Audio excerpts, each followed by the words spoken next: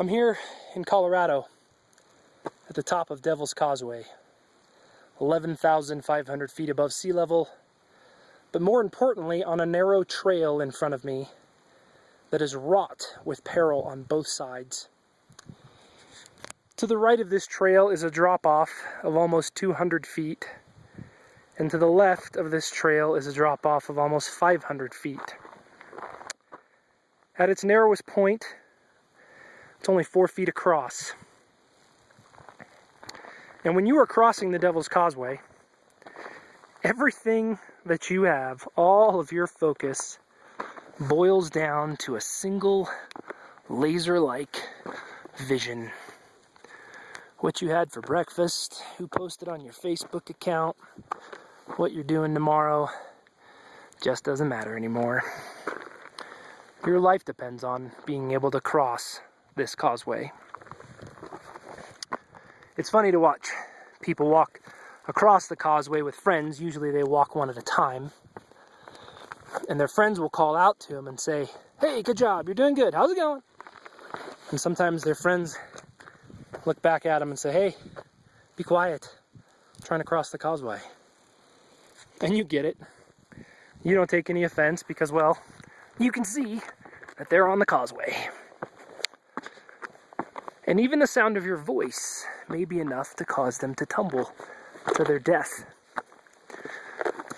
But what about when they're not on the causeway? What about when you can't see the causeway?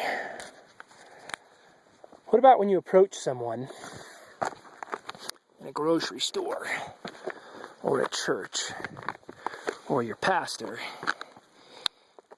and you ask for some advice and he comes across a little bit sour? What then? I've talked with pastors around the country and around the world for the last 8 years, and many of them are crossing their own metaphoric Devil's Causeway. Everything they have, every bit of energy and passion and focus is literally fine-tuned to keep them from going over there. And even the sound of your voice sometimes, as good intentioned as it may be, causes them to stumble. And they come across a little sour. That's no fun. But let me give you another idea. Instead of walking away feeling bad, take a step back and pray. Pray for them. Pray that God will give you the insight to see into their heart a little bit and see what's troubling them. Pray that God will send the Holy Spirit to your pastor. Let your pastor talk. Let the Spirit talk to your pastor. Say some words of encouragement. Because you see, we're all in this together.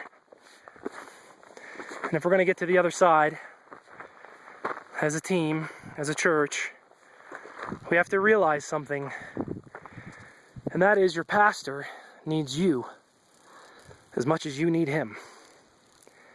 I'm Carl Walker with Engedi Retreat, helping you help your pastor.